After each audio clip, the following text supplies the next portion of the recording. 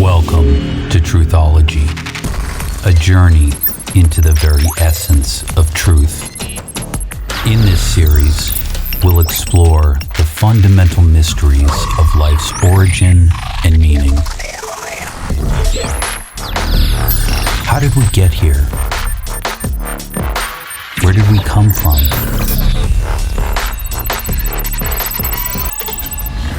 What brought us into existence? What is our relationship to reality as a whole? Sometimes I wonder why anyone talks about anything else.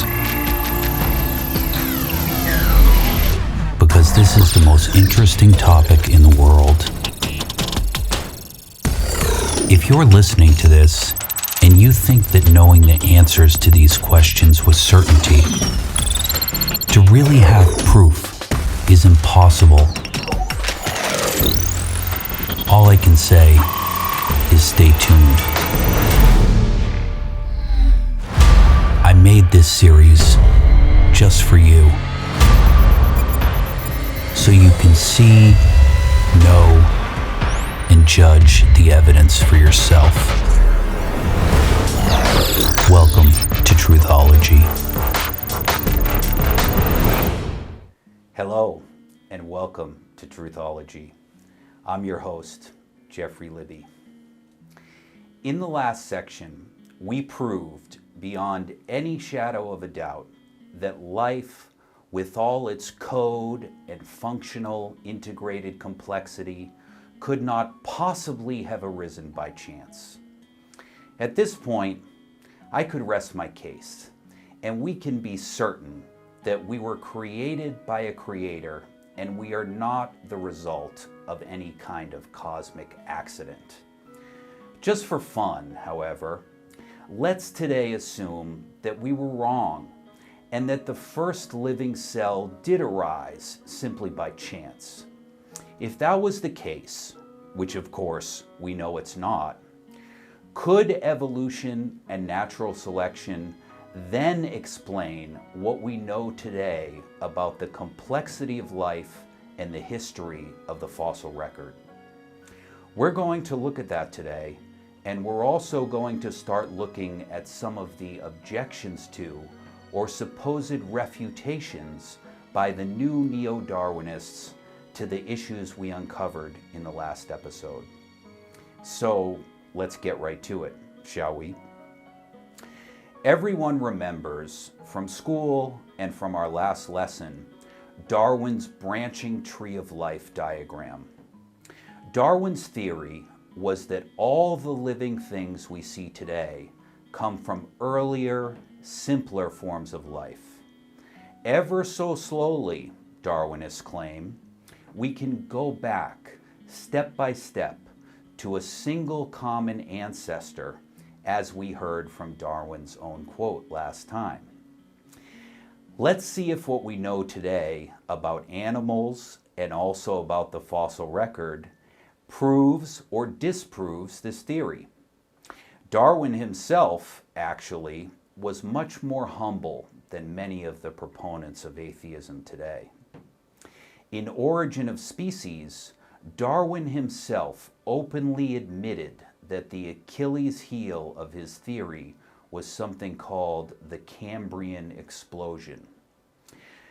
The Cambrian Explosion is a name for the sudden appearance of the major animal groups during the Cambrian period.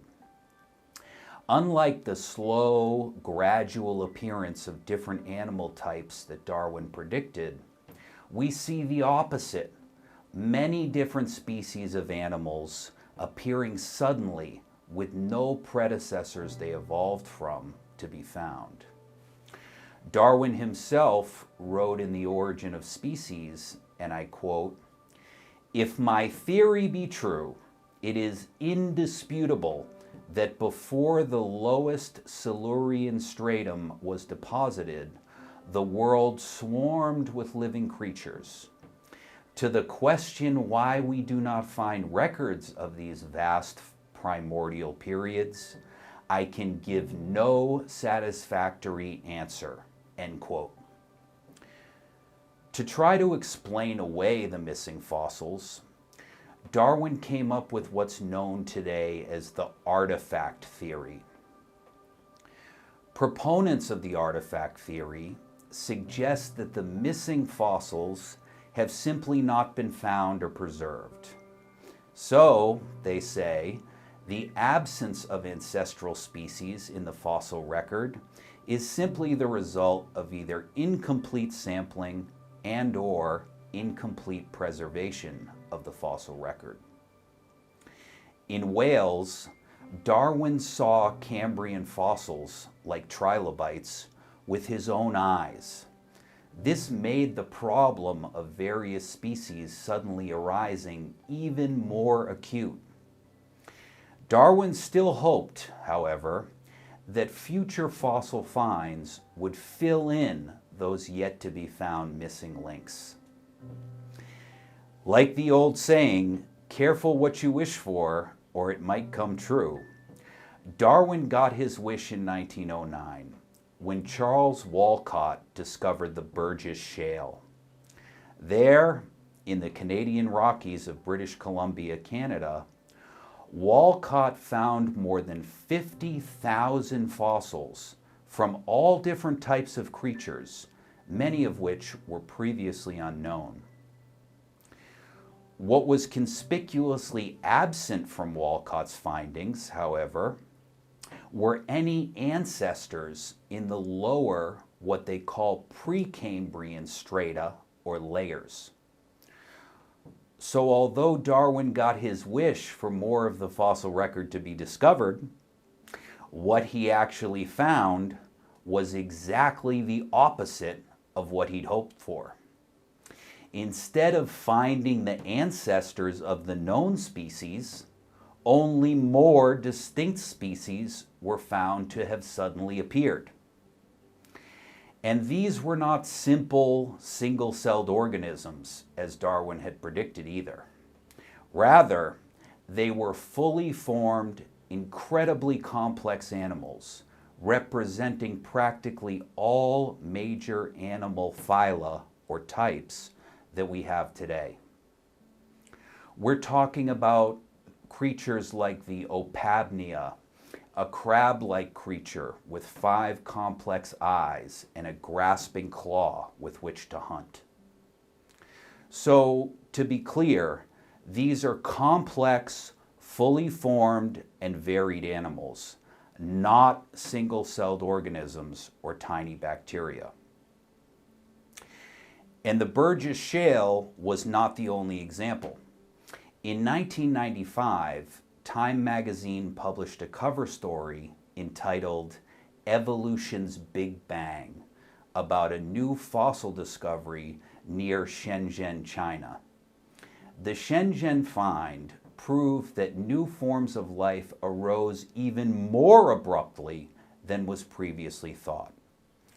In fact, the wet mudstone in southern China created fossils that captured and preserved the features of these ancient life forms with a never-before-seen, almost photorealistic realism. The full title of the Time magazine article about the Shenzhen find was "Evolution's Big Bang. New discoveries show that life as we know it began with an amazing biological frenzy that changed the planet almost overnight." The subheading reads, and I quote, "For billions of years, simple creatures like plankton, bacteria, and algae ruled the earth. Then, suddenly, life got very complicated." End quote.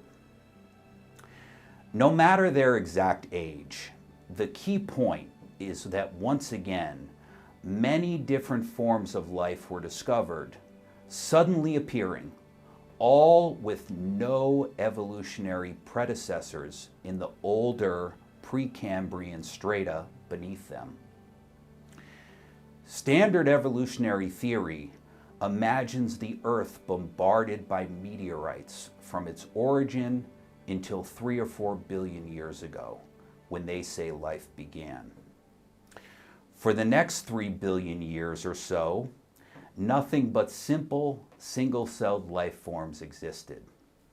Then, suddenly, in the Cambrian Explosion, a huge diverse mix of multicellular animals suddenly appear. The largest classification in life is the kingdom. Think of the plant and animal kingdoms. Below the kingdom are the phylum, the largest category of animals. Some examples of phyla are mollusks like clams and oysters, and arthropods like spiders and crabs. Well, there's not much in common between a crab and an oyster, so you can see why evolutionists believe it must have taken millions of years for the different animals to evolve from a single common ancestor. And herein lies the central question of the Cambrian Explosion for the theory of evolution.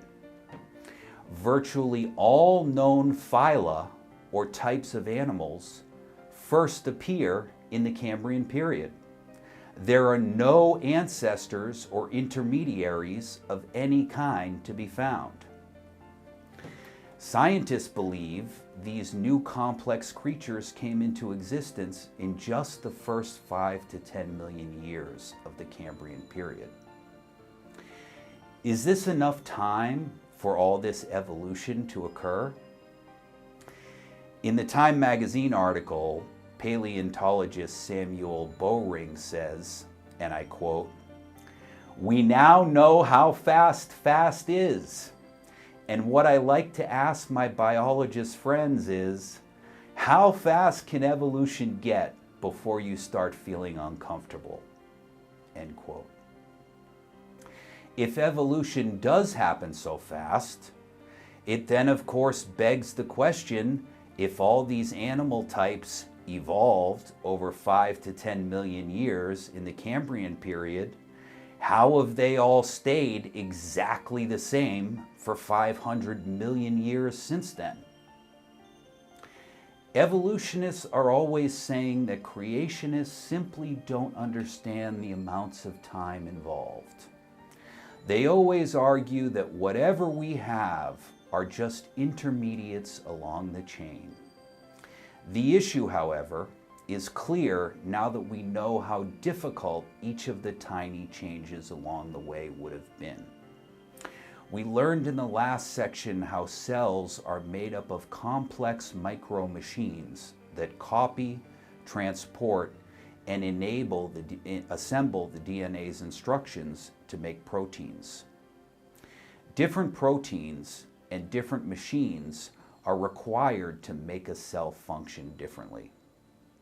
The arrangement of these organisms requires so much specifically complex information that it's completely impossible it could all arise by chance, no matter how much time you have on your hands. A monkey pressing random keys on the keyboard is never going to come up with functional computer code, as we discussed in the previous video. Even if you had all the time in the world, you're not going to get one new protein or one new amino acid, let alone the systems to process them or whole groups of distinct and incredibly complex animals.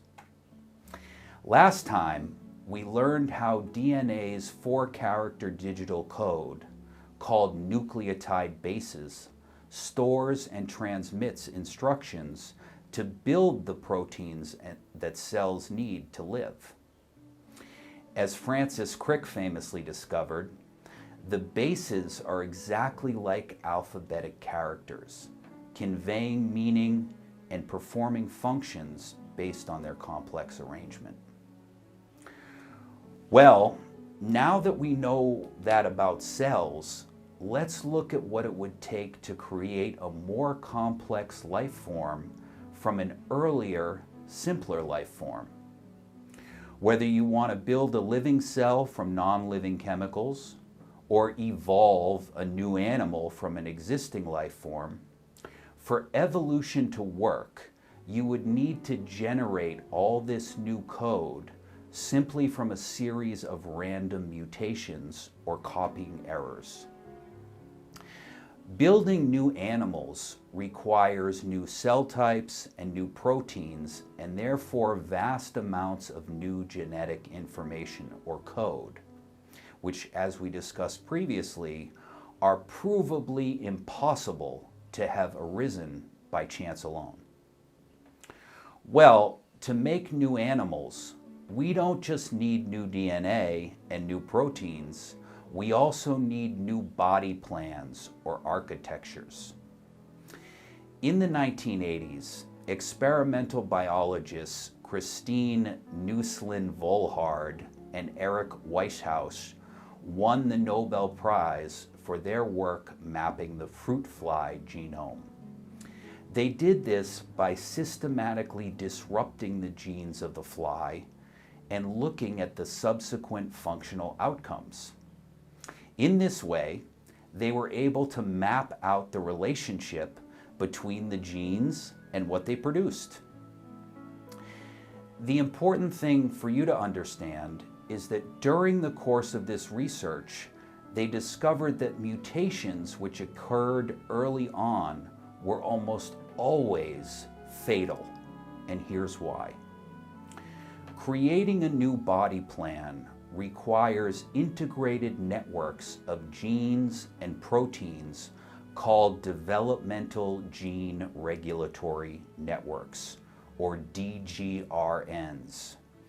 These DGRNs act like the conductor of an orchestra or a portmaster in charge of boats coming in and out of the harbor, regulating the timing of gene expression during the animal's development.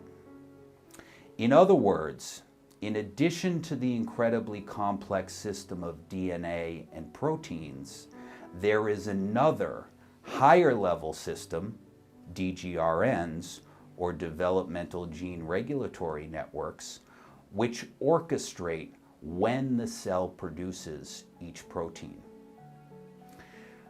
Could these DGRNs have come about simply by chance? Let's look at the work of the late Caltech biologist Eric Davidson, who explored the regulatory logic of these developmental gene regulatory networks. Davidson found that the integrated complexity of the DGRN circuits makes almost any change, no matter how minor, fatal. Mutations or changes of any kind inevitably cause, and I quote, catastrophic loss of body part or loss of viability altogether. There is always an observable consequence of a DGRN subcircuit when it's interrupted. These consequences are always catastrophic, end quote. As always, let's put the cookies on the bottom shelf and look at what we're saying here in simple and plain English. For a new body plan, you need not just new DNA, amino acids, and proteins, but a whole new developmental gene regulatory network. Meaning, even if it were possible for DNA to mutate in a favorable and functional manner, which it's not, it still wouldn't be enough to create new life. To create a new type of animal, you'd need a new DGRN as well. These DGRNs, however, are what Davidson's experiments showed are always ruined by any changes or mutations, no matter how slight. This shows that in addition to new DNA, amino acids, proteins, and cells, new body plans via new developmental gene regulatory networks are impossibly unlikely to ever evolve via random mutations, no matter how many millions of years or chances that you have. In the past, materialists said that so-called junk DNA does nothing, and therefore it proves evolution. Intelligent design proponents, on the other hand, knew that it must do something because it's code, even though what it coded for was unknown at the time. Today, of course, we know the intelligent design camp was in the right, as so-called junk DNA should more accurately be called non-coding DNA.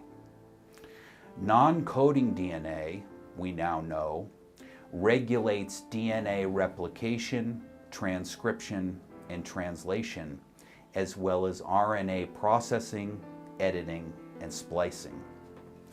The so-called junk DNA acts like a computer's operating system, orchestrating the timing, organization, and distribution of the genetic data files. If that's not mind-blowing information, you're just not paying attention. With this in mind, if we think again about the probability for random chance to work, you not only need to produce all the DNA, amino acids, and proteins we talked about earlier by chance, but now you also need to produce the whole operating system, known as non-coding or junk DNA, purely by random chance.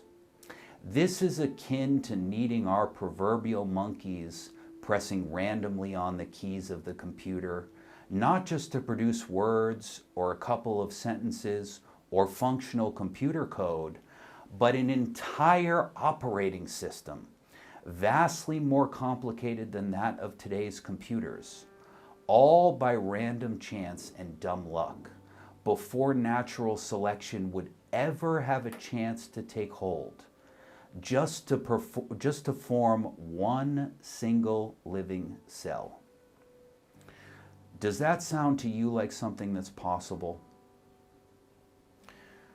Proponents of the evolutionary power of random mutations have developed computer simulation programs, which they claim have proven how evolution could work. The issue is that in order for the program to work, the programmers, or intelligent designers, have to provide a target sequence in advance. Armed with the target sequence, the computer then, obviously, is able to successively pick the mutations that most closely match the target sequence and systematically march through the interim steps until the pre-assigned target is reached. The challenge is that nature and natural selections don't have the foresight to know the target sequence in advance. Natural selection only works in the moment, with no future target in mind. This idea of a future target brings up another, even bigger problem with these simulations. And that is the fact that all of the intermediary mutations in between the start and the target, while each one is closer to the predetermined goal, none of them have any functional benefits.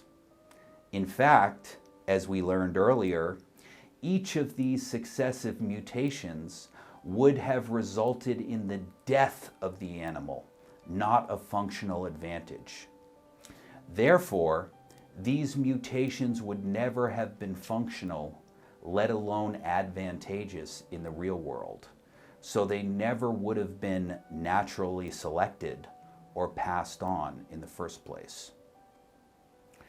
This is important to understand because sometimes staunch evolutionists like Richard Dawkins or Lawrence Krauss will argue that creationists, with all their probability talk, simply don't understand that evolution is a non-random process.